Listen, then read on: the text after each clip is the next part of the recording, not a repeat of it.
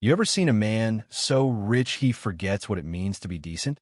That was Gregory Alton, CEO of Alton Cloud Systems, the kind of guy who measures worth in stock options, not kindness, and could probably buy the town but wouldn't know the name of his own doorman.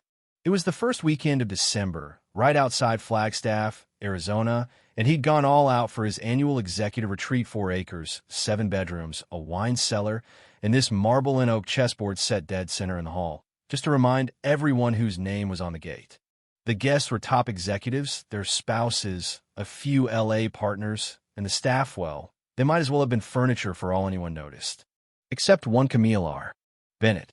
51, quiet, steady, hired last minute through a staffing agency. She folded towels, cleared dishes, moved through the house like she was part of the air itself. Nobody asked her name, except for Janice Harper, the VP of marketing, who smiled once, but even that felt more like routine than respect. By Saturday night, bourbon was flowing, laughter bouncing off those vaulted ceilings. Gregory stood in the center with his scotch, playing the alpha, talking strategy games and leadership. Business is like chess, he boomed. Every move should make the other person sweat. The room laughed on cue. He spun a knight between his fingers, asking if anyone wanted to play. No one moved. That's when his eyes landed on Camille, crossing the hall with a tray of wine glasses. "You," he called out, loud enough to freeze the room. Camille paused, glanced at him, then the board. "A little," she replied, almost a whisper. "Oh, come on now," he laughed. "Let's see what the help can do." A nervous ripple passed through the room. Janice bit her lip, unsure if she should laugh or walk out. Camille set the tray down, wiped her hands on her apron, and walked over. "Sure. If you want to play, I'll play." Gregory clapped his hands, yanked out a chair, and made this big, mocking show of bowing. The guests circled in, one of them recording on his phone. Gregory moved, first aggressive, cocky.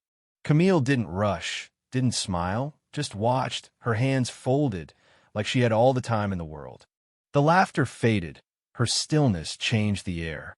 Here's the thing, nobody in that room knew Camille had played this game her whole life. Not just on a board. Her gray polo, plain black pants, comfortable shoes, nothing about her screamed chess player. But her eyes, sharp and calm, missed nothing. Gregory leaned forward, cracking his knuckles. "Don't worry, I'll go easy." Camille smiled, just a flicker. "Please don't." Some laughed, some just shuffled their feet. Gregory opened with a flashy king's pawn. Camille responded slow, careful. "This is the Italian game," Gregory narrated, eager to show off. Camille didn't react, just move her knight, quietly shifting the balance. Janice whispered to her husband, "She's not guessing. Look at her. She's studying him." Gregory, sensing the shift, bragged about beating a hedge fund manager in 6 moves. Camille slid her bishop across the board, smooth, unfazed. "You sure you haven't played before?" Gregory asked, eyes narrowing. "I played a little in college," Camille replied. "Where?" "Fisk," she said, and a few people did a double take. Gregory tried to keep his cool. "You study there?" "Computer science." "Full ride," she said. Somebody muttered, "Damn." Gregory tried to rattle her. "And now you clean houses?" Camille didn't blink. "My mother got sick. I left before graduation to take care of her. Never went back." She moved her knight, cutting off his entire left flank. The room went silent. "You don't have to do something forever for it to matter," she added, and for once, nobody said a word, like something was shifting in slow motion, piece by piece. Gregory went on the attack, queen swooping out, but Camille just parried, moved a pawn. "You trap yourself when you don't respect the board," she said, and that line landed with weight. Gregory laughed nervously, quoting Sun Tzu now. "No, my uncle taught me that. He worked at a tire shop in Memphis, played chess on milk crates." There was history in her voice, more than Gregory could carry. Suddenly, his queen was trapped, rook blocked, knight pinned. He started mumbling, searching for an escape. Camille just waited. Janice stepped closer. Alan Drake, the CFO, leaned in. Even the servers paused. Camille moved her rook quiet, deadly. "Check," she said. The room went dead quiet. If Gregory thought this was a fluke, he was about to learn otherwise. He hovered over his bishop, then his knight, desperate. He tried to joke, "Maybe I underestimated you." The executives forced polite laughter. "Let's be real. One check doesn't mean much. This game's far from over." Camille nodded. "Of course. Take your time." He tried to block. Clumsy. Too reactive. "You should have castled," she noted. Alan Drake whispered, "He's getting boxed in." Gregory shot him a glare. "Just a warm-up." But the mood was different. Camille leaned in, gentle but clear. "The board doesn't care who you are, Mr. Alton. It just reflects how you think." That jab landed honest, not cruel. Everyone in the room knew Gregory hadn't invited Camille to be generous. He wanted to show off, to embarrass someone who couldn't fight back. She was supposed to shrink, but instead, every move reminded them just how wrong they'd been. Gregory tried to reset. "Let's start over." Camille raised an eyebrow. "You want to start over? I mean, it's just for fun, right?" She replied softly. "Only people losing say that." The room rippled. Someone whispered, "She's not playing with him. She's playing through him." Gregory snapped. "All right then, let's go."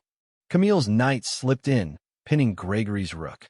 Janice gasped. "She's closing in." Gregory's cheeks flushed. These were his people, but right now, none of his power mattered. "She probably grew up playing on porches somewhere, right?" Gregory joked, a bit desperate. Camille stared at him. "No. Two-bedroom apartment over a barber shop in Little Rock. We didn't have a porch, just a coffee table with a broken leg and a hand-me-down board missing 2 pawns. I replaced them with bottle caps. Still beat my brothers every week."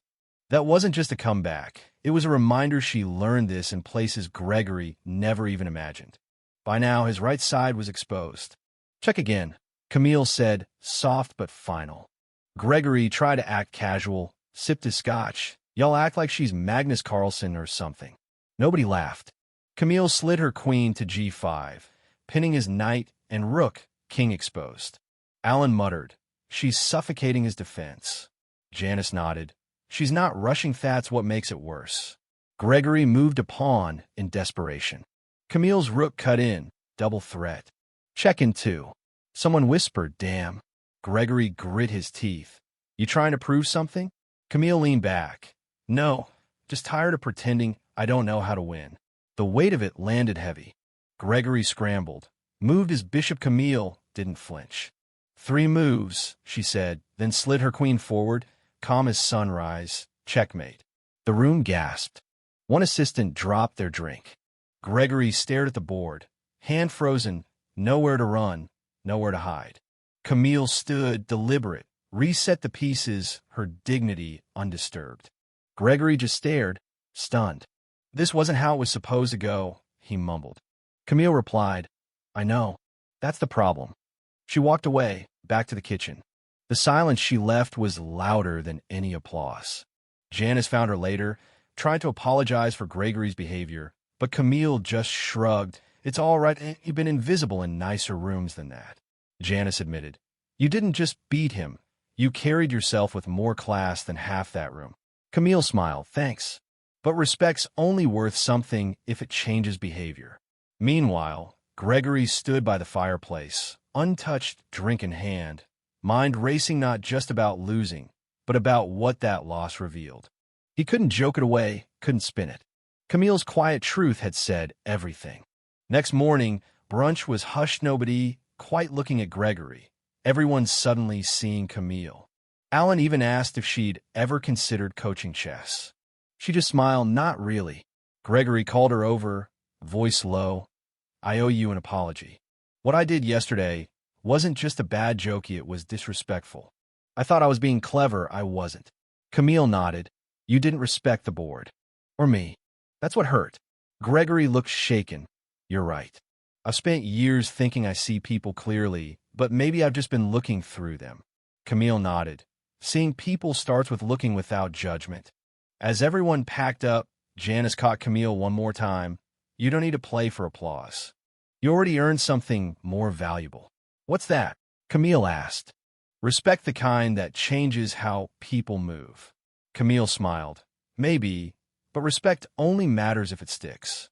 Before she left, Gregory handed Camille an envelope. Inside was a note. You taught me more in 15 minutes than most consultants have in 15 months.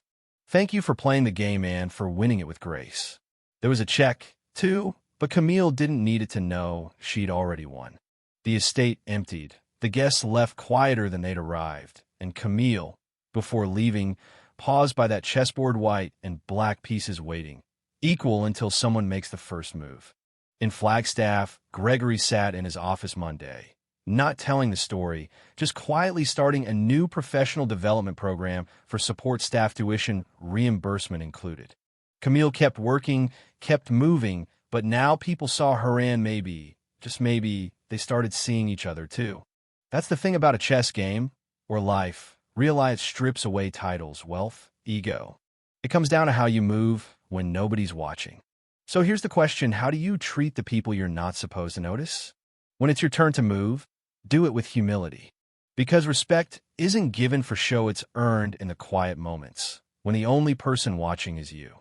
What would you have done in Gregory's place, and more importantly, what will you do the next time the game's on and you don't even know it? Share your thoughts below. Let's talk about what real respect and real change actually look like.